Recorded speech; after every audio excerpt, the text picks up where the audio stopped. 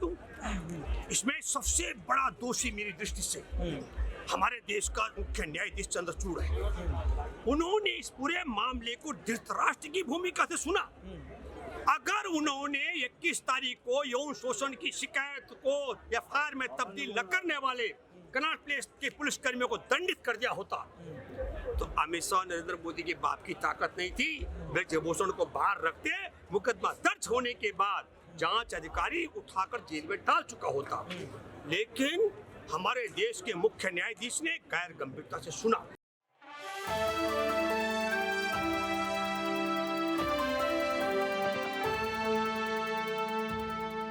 यत्र नार्यस्तु पूज्यन्ते रमन्ते तत्र देवता, यानी कि जहाँ नारियों की पूजा होती है वहाँ देवता निवास करते हैं। यानी कि संस्कार और संस्कृति के लिए जाने जाने वाला भारत देश आज किस मोड़ पर आ गया, ये सवाल उठता है। क्योंकि महज एक महीने से लगातार जो महिला खिलाड़ी हैं वो लगातार प्रोटेस्ट कर रही हैं। देश के प्रधानमंत्री नरेंद्र मोदी से ये मांग कर रही हैं कि ब्रजभूषण शरण सिंह की गिरफ्तारी हो जाए, लेकिन गिरफ्तारी नहीं होती है।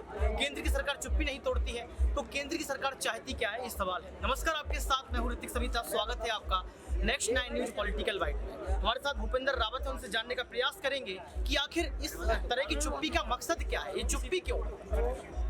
ये चुप्पी मजबूरी है अमित शाह नरेंद्र मोदी। थोड़ा लाउड। हाँ, ये बहुत, मैं इसलिए कह रहा हूँ चुप्पी मजबूरी के कारण बताता हूँ। जब ये 18 जनवरी को बेटियां आई थी तो यौन शोषण के आरोपी ब्रजभूषण शरण सिंह ने 20 जनवरी को चैलेंज किया, अगर मैंने मुंह खोला तो सुनामी आ जाएगी। कौन सी सुनामी आने वाली थी? और फिर ये जब दोबारा आई 21 तारीख को कनॉट प्लेस में जब मुकदमा दर्ज कराने के लिए शिकायत की गई, कानून ये कहता है कि यौन शोषण के लेके शिकायत पीड़ित किसी भी थाने में दे सकती है, एफआईआर में तब्दील होगी। नहीं तब्दील किया गया, सुप्रीम कोर्ट का दरवाजा खटखटाना पड़ा और सुप्रीम कोर्ट में भी बैठे मुख्य न्यायाधीश की बेंच ने इसको गैर गंभीरता से सुना।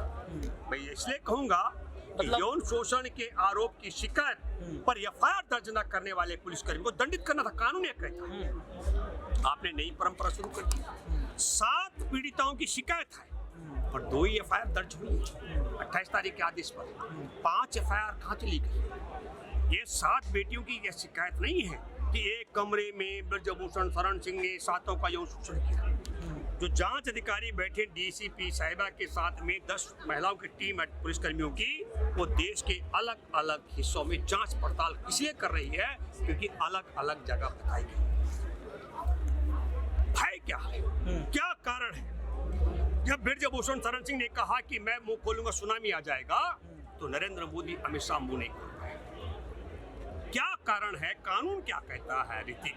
कानून ये कहता है कि यौन शोषण पीड़िता जिस थाने में जाएगी उसका मुकदमा दर्ज होगा, शिकायत लिखी जाएगी। वो लिखी शिकायत दे तो एफआईआर में तब्दील होगी और लिखना ना आए तो जो बोलेगी वो एफआईआर दर्ज की जाएगी। कानून ये कहता है। हमारे देश में 2013 का मैं जिक्र करूं, एक वीडियो आप सब लोगों को देखना चाहे, बड़ा रोचक वीडियो है। उसमें नरेंद्र मोदी आसाराम से कह रहे हैं, संत आसाराम है इनका, कि अगर बापू नहीं होते तो मैं गुमनाम मर जाता। और वो आसाराम अपने ही भक्त की नाबालिग बेटी के साथ बलात्कार का आरोपी, अगस्त 2013 का जिक्र कर रहा हूँ। उस बेटी ने कोई मेडल नहीं लिया था, उसके पिता को कोई नहीं जानता।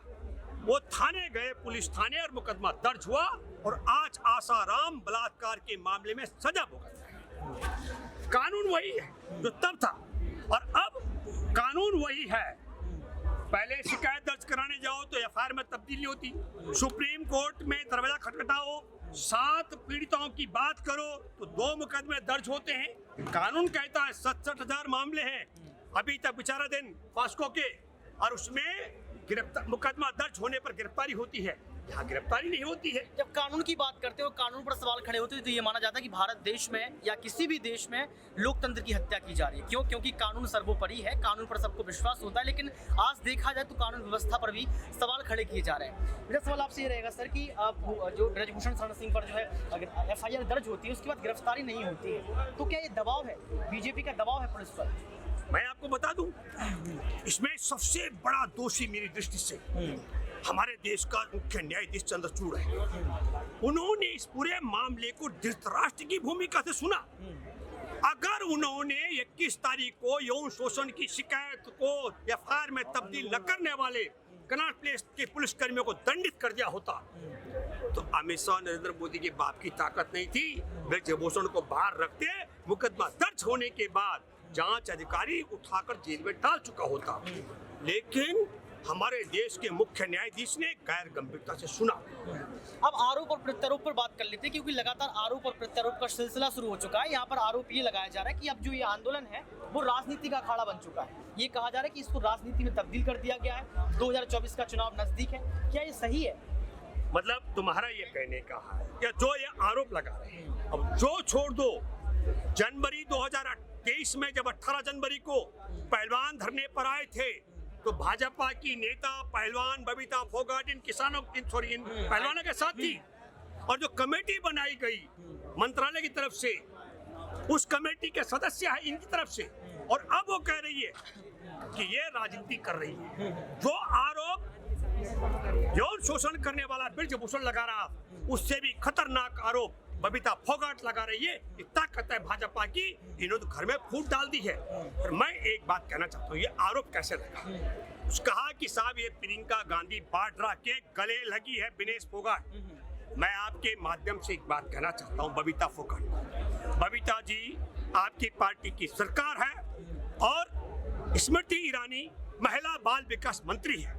आप महिला बाल विकास मंत्री स्मृति ईरानी को लेकर यहाँ पहुंचो और वो समर्थन करे और विनेश फोगाट को गले लगाए और साक्षी मलिक को गले लगाकर ये उनके गले नहीं लगेगी, स्मृति ईरानी के गले ये नहीं लगेंगे, तो मैं कहूंगा हाँ ये सच में राजनीति कर रहे हैं। यानी कि वही बात है कि सुनिए, तो हम ये कह रहे हैं कि तुम्हारी सरकार, बबीता, तुम्हारी पार्टी का जो सांसद है, भारतीय कुश्ती संघ का अध्यक्ष ब्रजभूषण शरण सिंह, वही यौन शोषण करने वाला, तुम्हारी जो मंत्री है बाल विकास मंत्री, महिला बाल विकास मंत्री स्मृति ईरानी, वो मौन लगाने वाली, हमारे तुम्हारा ही सरकार है, पार्टी मुख्यमंत्री प्रधानमंत्री गृह मंत्री अमित शाह नरेंद्र मोदी अनदेखी करने वाले। तो मोदी ने तो कहा था विनेश फोगाट मेरे परिवार की सदस्य है, इस चैलेंज किया था।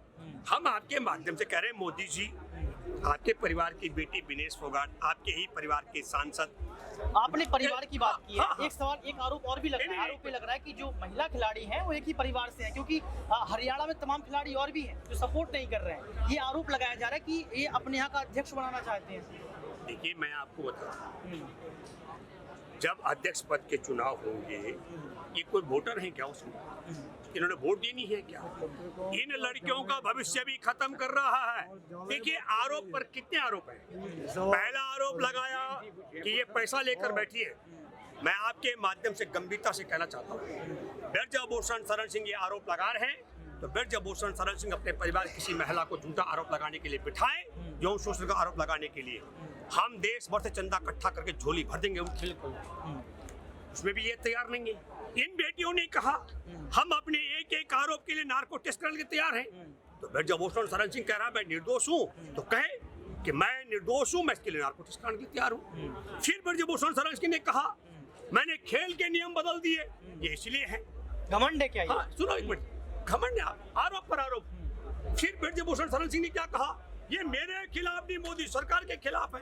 अरे ब्रजभूषण शरण सिंह पर यौन शोषण का आरोप है, मोदी सरकार को तो नहीं है, पर मोदी सरकार का मौन समर्थन है। जब कहा था जनवरी में 20 जनवरी को सुनामी आ जाएगा तो मौन समर्थन, उसका विरोध नहीं किया।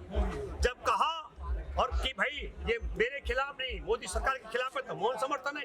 हमें एक बात बता दें, अगर मोदी सरकार की इच्छा ना हो तो अभी भी जांच अधिकारी डीसीपी साहब बात करते हैं, हम बात कर रहे हैं, वो उठाकर ब्रजभूषण को जेल में डाल देगी। कानून क्या कहता है पास्को का, आरोपी अगर बाहर रहेगा सबूत खत्म कर देगा बिल्कुल, और वो गवाहों को धमकाएगा, डांटेगा।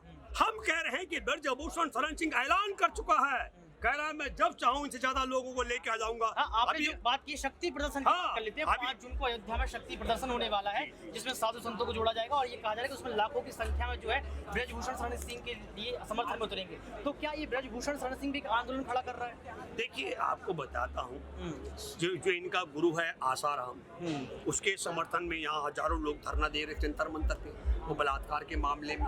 राम रहीम ने तो लाठी और गोलियां चलाई, हत्या करवा दी। वो बलात्कारी जेल में। अलग बात है कि भाजपा को चुनाव जिताने के लिए बाहर आता है, एक बात मैं आपके माध्यम से रीति कहना चाहता हूँ, ये बेटियां धरना दे रही हैं, इसके बीच में चुनाव पड़ा, वोट 10 मई को पोलिंग हुआ, 1% वोट भी कर्नाटक का कम नहीं हुआ। भाजपा आई जब इन पर बलात्कार का, इन पर मॉब लिंचिंग का, दंगे का, दलित की हत्या का, ये सब कोई मामलों में फंसते हैं, इनका वोटर गोलबंद हो जाता है। दुख और अफसोस की बात है, जो देश के संविधान का, लोकतंत्र का, भाईचारे का, महिलाओं का, किसान का, युवाओं का, बेरोजगारों का सम्मान करता है, वो वोटर एकजुट नहीं होता है। निष्कर्ष क्या निकलेगा? मैं एक मिनट पहले थोड़ा सुनो। उत्तर प्रदेश का भी चुनाव हुआ, इनका 1% वोट कम नहीं हुआ। हम ये कह रहे हैं इनका वोटर इकट्ठा होता है, वो इकट्ठे हो सकते हैं जब वो वोट डालने के लिए, माँ बहनें उनके घर में भी हैं, बेटियां उनके घर में भी हैं। आप समझ लो कि जब यौन शोषण के मुक्ति की, इनके इतिहास देखो आप, राम मंदिर की अगुवाई करने वाला नेता चिन्मयानंद नंगा होकर के अपने कॉलेज की बेटियों से मालिश करवाते, उसका वीडियो वायरल हो रहा है। उस पीड़िता को सुप्रीम कोर्ट जाना पड़ा मुकदमा दर्ज कराने के लिए। उत्तर प्रदेश में इनका एक विधायक है कुलदीप सेंगर, उसने अपनी चचेरी बहन का बलात्कार किया, उस बेटी को मुकदमा दर्ज कराने के लिए योगी के आवास के बाहर आत्मदाह करने के लिए विवश होना पड़ा।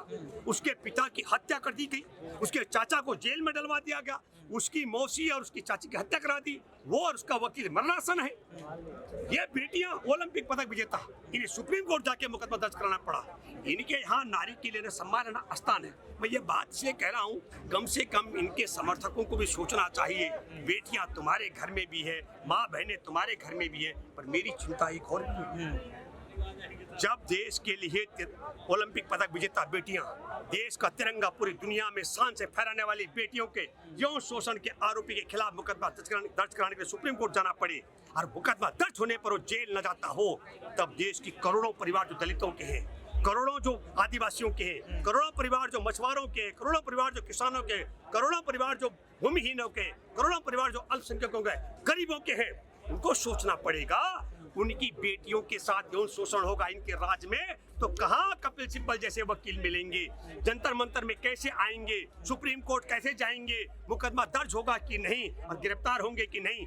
व्यवस्था वो ही चाहिए थी, चाहे आसाराम जैसा जिसकी चौखट पर नरेंद्र मोदी मत्था टेकता था, वो जेल में सजा भुगत रहा है बलात्कार के आरोप में, और आज ये छुट्टा सांड की तरह घूम रहा है जिसने यौन शोषण के मामले में मुकदमे दर्ज है। तब मैं ये कहना चाहता हूँ, ये उन सब लोगों के लिए सबक है। मैं अपील करता हूँ जो इनके भक्ति में आ रहे हैं, इनके बहकाव में आ रहे हैं, और मैं ये कहना चाह रहा हूँ जनवरी तक लटकाएंगे ये जनवरी में बोलने वाले हैं ऋतिक कि कोई बात नहीं है, देश की बेटियों का यौन शोषण किया, पर ये मंदिर बनवाने वाला था कार्यकर्ता चिन्मयानंद ने अगर नंगी ढगन होकर तेल मालिश करवाई तो ये मंदिर बनवाने वाला था। तो देश को तय करना है कि मंदिर बनाने के नाम पर देश की बेटियों का यौन शोषण, बलात्कारियों को तुम सत्ता में देखना चाहते हो कि नहीं, या जेल में देखना तो ये तुमको तय करना। बिल्कुल, क्योंकि इसी को कहते हैं लोकतंत्र की हत्या। कहा जाता है कि जो स्त्री का दर्द नहीं समझते हम उन्हें मर्द नहीं समझते, लेकिन अब मर्द कहाँ है ये भी बड़ा सवाल है, क्योंकि लगातार देखा जाए 1 महीना हो चुका है और लगातार विनेश फोगाट की बात कर लो, साक्षी मलिक की बात कर लो, तमाम महिला खिलाड़ियों की बात कर लो, उनका यहाँ पर बैठना ये निंदा है। क्यों? क्योंकि आप देख सकते हैं कि वो एक सेलिब्रिटी खिलाड़ी हैं और खिलाड़ियों के जब सम्मान की बात आती है तो पूरा देश उमड़ जाता है। विपक्ष की पार्टियां आ चुकी हैं, यहाँ पर देखा जाए तो खाप पंचायत तो आ चुकी है, किसान आ चुके हैं, विपक्षी नेता के साथ साथ तमाम जनता हर एक राज्य से पहुंच रही है। बहुत खूब भूपेंद्र जी ने ये बातें रखी हैं, पूरे सबूतों के साथ बताया कि आखिर क्या कुछ हुआ था, इतिहास खोल दिया। लेकिन अब देखना ये पड़ेगा इस इतिहास का प्रभाव क्या केंद्र सरकार पर पड़ेगा, क्या सच में। एक और बताता हूं, जब ये मनमोहन सिंह जी की सरकार थी तब महिलाओं के मामले को संविधान के मुताबिक सुना जाता था, इसलिए आसाराम जेल में है। अभी हमारे देश महिला के मामले में संविधान की बजाय देश संघ के विधान से चलाया जा रहा है, इसलिए अनदेखी हो रही है एक एक मामले में।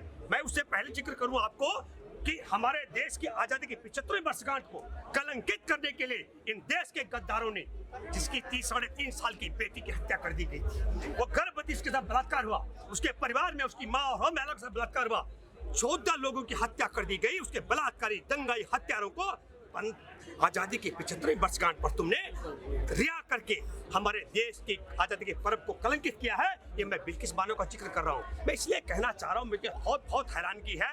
मैं आपके माध्यम से गंभीरता से कहना चाहता हूँ, जिस तरीके से राहुल गांधी की सदस्य छीनने के लिए चुटकी में छीना गया और बहाली के लिए छुट्टी के बाद फैसला, मुझे तो लगता है अदालतों को भी अभी संघ के विधान से जो पेगासस जैसा ताकतवर जासूसी सॉफ्टवेयर है उसकी ताकत और मदद से संचालित किया जाता है। बिल्कुल, यहाँ पर बड़ी बड़ी बातें कहती हैं। साफ तौर पर ये देखा जा सकता है कि विपक्ष की पार्टियां भी ये बात कह रही है कि उनकी आवाज को दबाने का प्रयास किया जा रहा है। ये भी कहा जा रहा है कि संसद से लेकर सड़क और सड़क से लेकर संसद तक जब हम प्रोटेस्ट करने के लिए निकलते हैं तो दिल्ली पुलिस का रवैया भी ठीक नहीं है। यानी कि यहाँ पर देखा जाए ईडी सीबीआई की बात कर लो, तमाम लोगों की बात कर लो, हर कुछ दबाव में है। लेकिन अब देखना ये पड़ेगा कि भारत देश का लोकतंत्र सुरक्षित कैसे रहेगा, क्योंकि लोकतंत्र अगर खतरे में है तो समझ लो पूरे देश खतरे में। अब देखना ये पड़ेगा कि ब्रजभूषण शरण सिंह गिरफ्तार कैसे होंगे और विनेश फोगाट, साक्षी मलिक किन सबूतों को पेश करेंगे। क्या एक बार फिर सुप्रीम कोर्ट का रुख करना पड़ेगा, क्योंकि सुप्रीम कोर्ट का दरवाजा खटखटाना मतलब है अंतिम दरवाजे तक पहुंच जाना। न्याय के मंदिर में कैसे न्याय मिलेगा ये वक्त तय करेगा।